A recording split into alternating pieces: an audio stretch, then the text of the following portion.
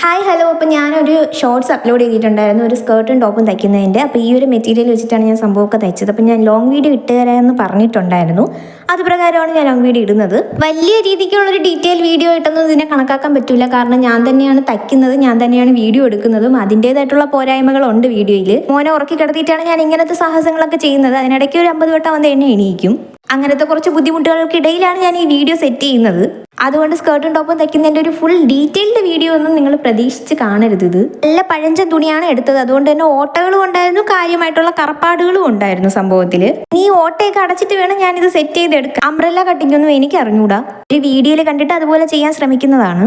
ഉണ്ടായിരുന്ന തുണിയെ രണ്ടായിട്ട് മടക്കിയിട്ട് ഒരു ട്രയാങ്കിൾ രൂപത്തിൽ ഞാൻ നടുക്കുന്ന 2 സൈഡിലും മടക്കുന്നുണ്ട്. നമ്മൾ ഈ പണ്ട് ബോട്ടൊക്കെ ഉണ്ടാക്കാൻ വേണ്ടിയിട്ട് മടക്കുന്ന ആ ഒരു മടക്കാണ് എനിക്ക് ഓർമ്മ വന്നത്.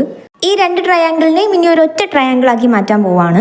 ഞാൻ പറയുന്നത് കേട്ടിട്ട് എത്ര പേർക്ക് ഇത് മനസ്സിലാവും എന്നുള്ളതൊന്നും എനിക്കറിയില്ല. ആർക്കെങ്കിലും ഉപകാരപ്പെടുന്നുണ്ടെങ്കിൽ ഉപകാരപ്പെട്ടോട്ടെ എന്ന് വെച്ചിട്ടാണ് ഞാൻ ഈ വീഡിയോ തന്നെ ചെയ്യാമെന്ന് വിചാരിച്ചത്. കാരണം ഷോർട്സിൽ നമുക്ക് പരിമിതി ഉണ്ടല്ലോ, എല്ലാം ഒന്നും നമുക്ക് ഇൻക്ലൂഡ് ചെയ്തിടാൻ പറ്റത്തില്ല.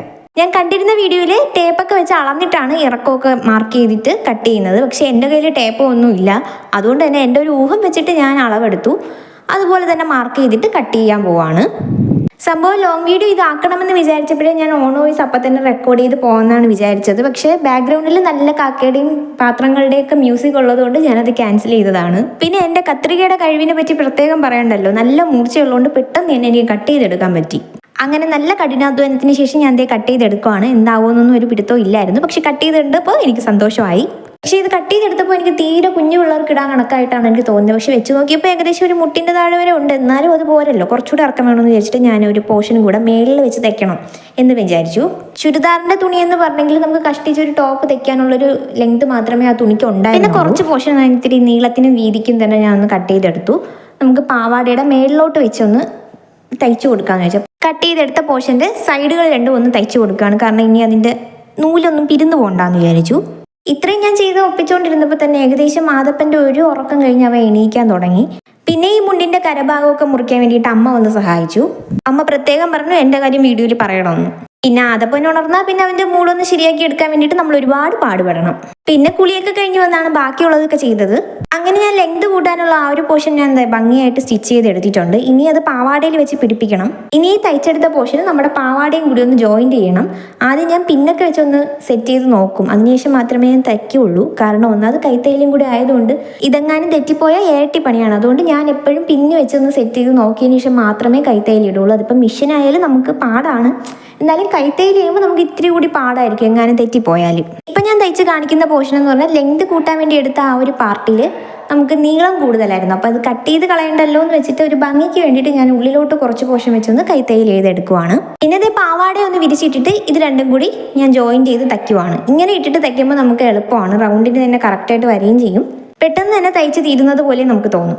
മൊത്തത്തിൽ അതൊക്കെ ഒന്ന് തയ്ച്ചെടുത്ത് തീരാറായപ്പോഴാണ് നമുക്കിനി ലൈനിങ്ങും കൂടി ഇടണം. അതെനിക്ക് നേരത്തെ അറിയായിരുന്നു. കാരണം പാവാടയ്ക്ക് നല്ല കട്ടിയൊന്നുമില്ലല്ലോ. അപ്പം ഞാൻ ഇതേ ഒരു മുണ്ടും കൂടി എടുത്തിട്ടുണ്ടായിരുന്നു. അതിന് വേണ്ടിയിട്ട് ലൈനിങ് ഇടാനും. പിന്നെ ഇതിൽ നിന്ന് തന്നെയാണ് ഞാൻ ടോപ്പും കൂടി പ്ലാൻ ചെയ്തത്. അപ്പോൾ ആദ്യം ഞാൻ കുറച്ച് വെട്ടിയെടുത്തിട്ട് ഇതുപോലെ മടക്കി ടോപ്പിന് വേണ്ടിയിട്ട് എടുക്കാമെന്ന് വിചാരിച്ചു. അപ്പോൾ എൻ്റെ കയ്യിൽ നല്ല കറക്റ്റ് പാകത്തിനുണ്ടായിരുന്ന ഒരു അളവുള്ള ഒരു ടോപ്പ് തന്നെ ഞാൻ എടുക്കുവാണ്. എന്നിട്ട് ഇതുപോലെ 4ആയി മടക്കിയിട്ടിട്ട് അതിനനുസരിച്ച് ഞാൻ മാർക്ക് ചെയ്ത് കൊടുത്തിട്ട് വരച്ച് കട്ട് ചെയ്തെടുക്കുവാണ്. ഇനി മാർക്ക് ചെയ്തിട്ട് കട്ട് ചെയ്യുമ്പോൾ ഉള്ളൊരു കാര്യം ശ്രദ്ധിക്കേണ്ടതെന്ന് വെച്ചാൽ നമ്മൾ മാർക്ക് ചെയ്ത് അതേ പോർഷനിലൂടെ കട്ട് ചെയ്തെടുക്കരുത്. കുറച്ച് ലെങ്ത് കൂട്ടിയിട്ടിട്ട് വേണം കട്ട് ചെയ്യാൻ. കാരണം പിന്നീട് എപ്പോഴെങ്കിലും നമുക്ക് വണ്ണം ഇത്തിരി കൂട്ടണമെന്ന് തോന്നിയാൽ നമുക്കത് ഉപകാരപ്പെടും. എനിക്കും ഈ കാര്യത്തിൽ വലിയ അറിവൊന്നും ഉണ്ടായിരുന്നില്ല. അപ്പോൾ 1-2 ഫ്രണ്ട്സാണ് എൻ്റെ വീഡിയോസ് കണ്ടിട്ട് ഈ കാര്യം പറഞ്ഞു തന്നത്. അങ്ങനെ അത് കട്ട് ചെയ്തെടുത്തതിന് ശേഷം ഞാൻ അതിന് വേണ്ടിയിട്ടുള്ള ലൈനിങ്ങും കൂടെ കട്ട് ചെയ്യുവാണ്. ടോപ്പിൻ്റെ ഫ്രണ്ടിലത്തേക്ക് ഞാൻ പോളിസ്റ്ററിൻ്റെ ഒരു മുണ്ടാണ് ഞാൻ ഈ കട്ട് ചെയ്തുകൊണ്ടിരിക്കുന്നത്. അതിന് ലൈനിങ് ആയിട്ട് ഞാൻ കോട്ടൺ മുണ്ട് എടുക്കാമെന്ന് വിചാരിച്ചു. കോട്ടൺ മുണ്ട് ലൈനിങ് ആയിട്ട് എടുത്തിട്ട് ഞാൻ അതിന് വേണ്ടിയിട്ട് മാർക്കൊന്നും ചെയ്ത് കൊടുക്കുന്നില്ല. ഈ കട്ട് ചെയ്ത പോർഷൻ തന്നെ അതിൻ്റെ ഫ്രണ്ടിൽ വെച്ച് കൊടുത്തിട്ട് അതിൻ്റെ അളവിനനുസരിച്ച് കട്ട് ചെയ്തെടുക്കുകയാണ്. ഞാൻ പറയുന്നതൊക്കെ നിങ്ങൾക്ക് വ്യക്തമാകുന്നുണ്ടോ എന്നൊന്നും എനിക്കറിയില്ല. പറയുന്നതിനോടൊപ്പം തന്നെ നിങ്ങൾ കാണുകയും ചെയ്യുമ്പോൾ നിങ്ങൾക്ക് കുറച്ചുകൂടി മനസ്സിലാവാൻ ചാൻസ് ഉണ്ട്. പിന്നെ ഇത് ലൈനിങ് രണ്ടും കൂടി ഞാൻ കൂട്ടി തയ്ക്കുവാണ്. കഴുത്തിൻ്റെ പോർഷനാണ് ഞാൻ കറക്റ്റായിട്ട് റൗണ്ട് ചെയ്തെടുക്കുന്നത്. ഇത് ചെയ്യുമ്പോഴേ എൻ്റെ മനസ്സിലൊരു പ്ലാൻ ഉണ്ടായിരുന്നു. ഒരു ഫ്രില്ലൊക്കെ വെച്ചിട്ടൊരു സംഭവം ചെയ്യാമെന്നാണ് ഞാൻ വിചാരിച്ചത്. പക്ഷേ ഞാൻ തയ്ച്ചു വരുമ്പോൾ എൻ്റെ പ്ലാനൊക്കെ മാറും. അങ്ങനെ ഫ്രില്ല് വെക്കാമെന്നുള്ളൊരു ആശയത്തിലാണ് ഞാൻ ഇങ്ങനെ ചെയ്തുകൊണ്ടിരിക്കുന്നത്. പക്ഷെ അത് വെച്ച് കഴിഞ്ഞപ്പോൾ എനിക്ക് അത്ര ഇഷ്ടപ്പെട്ടില്ല. പിന്നെ ഞാൻ അതിനെ ഇളക്കി കളയാൻ മടിച്ചിട്ട് ഞാൻ അതിനെ സെൻറ്ററിൽ നിന്ന് കട്ട് ചെയ്തെടുക്കുന്നുണ്ട്. കട്ട് ചെയ്തിട്ട് ഇപ്പോൾ ഒരു ഫാഷന് ഞാൻ കണ്ടിട്ടുണ്ടായിരുന്നു, 2 സൈഡിൽ ഈ ചിറക് പോലെ വെച്ച് കൊടുക്കുന്ന സംഭവം ഫ്രണ്ടിൽ. അപ്പോൾ അതൊന്ന് വെച്ച് കൊടുക്കാമെന്ന് വിചാരിച്ചു. പക്ഷേ എല്ലാം കൂടെ വെള്ളയായപ്പോൾ ഒരു പ്രേതത്തിൻ്റെ ലുക്ക് തോന്നി. അതുകൊണ്ട് പാവാടയിൽ നിന്ന് ഒരു പീസ് കട്ട് ചെയ്ത് വെച്ച് കൊടുക്കാമെന്ന് വിചാരിച്ചു ആ ലെയർ പോർഷനിൽ. അങ്ങനെ അതും കൂടെ തയ്ച്ചപ്പോൾ ഏകദേശം 1 രൂപ ആയി. പിന്നെ ഞാൻ കൈയുടെ പോർഷൻ വെട്ടിയെടുക്കുവാണ്. ആവശ്യത്തിന് നീളം വെച്ചിട്ട് പഫാണ് ഞാൻ ഇന്ന് വെച്ച് കൊടുക്കാമെന്ന് വിചാരിച്ചത്. താഴെ ഒരു പഫ്, അത് ഞാൻ ഇതുവരെയും ട്രൈ ചെയ്ത് നോക്കിയിട്ടില്ല. ഈ ഒരു പോർഷൻ തുണി മടക്കിയിട്ട് 2 കൈയും കൂടി കിട്ടുമെന്നുള്ളൊരു പ്രതീക്ഷയിലാണ് ഞാൻ വെട്ടുന്നത്. പക്ഷേ ഞാൻ വെട്ടിയതിൻ്റെ മടക്കിയതിൻ്റെ എന്തോ ഒരു മിസ്റ്റേക്കിലാണ് സംഭവം 2 പീസായിട്ട് ഇളവി വന്നു. പിന്നെ അതൊന്നും ചെയ്യാൻ പറ്റിയില്ല. അതുകൊണ്ട് ഞാൻ ഇതുപോലെ തന്നെ വേറൊരു പീസും കൂടി കട്ട് ചെയ്തെടുക്കേണ്ടി വന്നു. ഈ കൈയുടെ പോർഷൻ നമ്മുടെ ഷോൾഡറിൽ വെച്ച് തയ്ക്കുവാണ്. അപ്പം ആ ഒരു സെൻറ്റർ പോർഷൻ മാർക്ക് ചെയ്യാൻ വേണ്ടിയിട്ടാണ് ഞാനൊന്ന് ജസ്റ്റ് ഒന്ന് കട്ട് ചെയ്ത് കൊടുത്തത്. പിന്നെ അത് രണ്ടും കൂടെ ഒന്ന് ജോയിൻറ്റ് ചെയ്തെടുത്തു. അങ്ങനെ 2 കൈ ഞാൻ അതുപോലെ തന്നെ ജോയിൻറ്റ് ചെയ്ത് കൊടുക്കുന്നുണ്ട്. അതിനുശേഷം നമ്മുടെ വണ്ണത്തിനനുസരിച്ചിട്ട് സൈഡ് അടിച്ച് കൊടുത്താൽ മാത്രം മതി. അപ്പം നമ്മുടെ ഏകദേശം നമ്മുടെ ടോപ്പ് ആയി കഴിയും. ഒരു കാര്യം പറയാൻ പറഞ്ഞു, ഞാൻ പഫ് വയ്ക്കുമെന്ന് പറഞ്ഞല്ലോ. അപ്പോൾ ഈ താഴ്ഭാഗം ഇങ്ങനെ പ്ലീറ്റ് പോലെ എടുത്തിട്ടാണ് ഞാൻ കൈത്തയ്യിൽ ഇട്ട് കൊടുക്കുന്നത്. പിന്നെ ഒരു ഭംഗിക്ക് വേണ്ടിയിട്ട് ഒരു പൈപ്പിംഗ് പോലെ നമ്മുടെ പാവാടയുടെ ഒരു കട്ട് പോർഷനും കൂടി വെട്ടിയെടുത്തിട്ട് ഞാൻ ഇതിൻ്റെ താഴെ വെച്ച് തയ്ക്കുന്നുണ്ട്.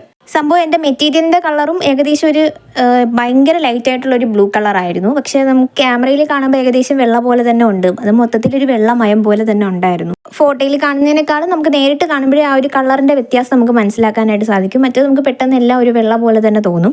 പിന്നെ പാവാടയിൽ കുറച്ച് ഡിസൈനും കാര്യങ്ങളൊക്കെ ഉള്ളതുകൊണ്ടാണ് നമുക്ക് ആ ഡിഫറൻസ് മനസ്സിലാവുന്നത്. അപ്പോൾ ഇതുപോലെയാണ് ഞാൻ പൈപ്പിംഗ് വെച്ച് നമ്മുടെ കൈയുടെ പഫ് ഒക്കെ സെറ്റ് ചെയ്ത് കൊടുത്തത്. ഇനി നേരത്തെ പറഞ്ഞതുപോലെ എൻ്റെ വണ്ണത്തിനനുസരിച്ച് ഞാൻ 2 സൈഡും കൂട്ടി തയ്ക്കുന്നുണ്ട്. ഞാൻ മാർക്ക് ചെയ്തപ്പോൾ പറഞ്ഞതുപോലെ തന്നെ നമ്മുടെ വണ്ണത്തിൽ നിന്ന് കുറച്ചുകൂടെ ലെങ്ത് കൂട്ടിയിട്ടാൽ നമുക്ക് പിന്നീട് എന്തെങ്കിലും ഒരു ആവശ്യത്തിന് വണ്ണം കൂട്ടണം എന്ന് തോന്നിയാൽ നമുക്ക് ചെയ്യാനായിട്ട് സാധിക്കും. മറ്റേത് പിന്നീട് എക്സ്ട്രാ ഒരു തുണിയൊക്കെ വെച്ച് ചെയ്യുമ്പോൾ അത് നല്ല പാടാണ്. അങ്ങനെ ബ്ലൗസിൻ്റെ താഴ്ഭാഗം എല്ലാം കൂടെ ജോയിൻറ്റ് ചെയ്തെടുത്തപ്പോൾ നമ്മുടെ ബ്ലൗസ് റെഡിയായി കഴിഞ്ഞു. അതിനുശേഷം ഈ വെട്ടുന്നത് നമ്മുടെ പാവാടയ്ക്ക് വേണ്ടിയിട്ടൊരു ലൈനിങ് ആണ്. പ്രത്യേകിച്ച് ഒരു അളവും കാര്യങ്ങളൊന്നും ഉണ്ടായിരുന്നില്ല. എൻ്റെ ഒരു ഊഹം വെച്ചിട്ട് ഇത്ര മതിയാവും എന്ന് വിചാരിച്ചിട്ട് ഞാൻ ചെയ്ത് വെട്ടിയെടുത്തതാണ്. അംബ്രല്ല കട്ടിങ് പാവാട വെട്ടാൻ വേണ്ടിയിട്ട് ഞാൻ ആദ്യം തുണി മടക്കിയിട്ട് അതേ പോസിലിട്ട് തന്നെയാണ് ഈ ലൈനിങ്ങും വെട്ടിയെടുത്തത്. പിന്നെ ഇത് റൗണ്ടായിട്ട് ഇട്ടിട്ട് ഞാൻ ഈ ലൈനിങ് അതിൽ വെച്ച് പിടിപ്പിച്ചു. ഈ ഒരു പോർഷൻ ഞാൻ വലിച്ചീറി എടുക്കുന്നത് നമ്മുടെ ലെങ്ത് കൂട്ടാൻ വേണ്ടിയിട്ട് പാവാടയിൽ വെച്ച് ആ ഒരു പോർഷനിലും കൂടി ലൈനിങ് ആവശ്യമാണെന്ന് തോന്നി. അതിന് വേണ്ടി വീട്ടിൽ എവിടെയോ കിടന്നൊരു ഡ്രസ്സിലൊക്കെ വെക്കാൻ പറ്റിയ ഒരു സംഭവം ഉണ്ടായിരുന്നു. അതും കൂടി ഇതിനെ മാച്ച് ആവുമെന്ന് തോന്നിയിട്ട് ഞാൻ സെൻറ്ററിലെടുത്ത് വെച്ച് കൊടുക്കുന്നുണ്ട്. അപ്പോൾ ഇതാണ് നമ്മുടെ ഡ്രസ്സിൻ്റെ ഫൈനൽ ലുക്ക് എന്ന് പറയുന്നത്. വളരെ നന്നായിട്ട് മനസ്സിലാവുന്ന രീതിക്കൊന്നും അല്ല ഞാൻ ചെയ്തിരിക്കുന്നത്. എൻ്റെ ഒരു പരിമിതികളൊക്കെ വെച്ചിട്ടാണ് ഞാൻ ചെയ്തത്. വീഡിയോ എല്ലാവർക്കും ഇഷ്ടമായെങ്കിൽ ലൈക്ക് ചെയ്ത് സബ്സ്ക്രൈബ് ചെയ്ത് സപ്പോർട്ട് ചെയ്യണേ.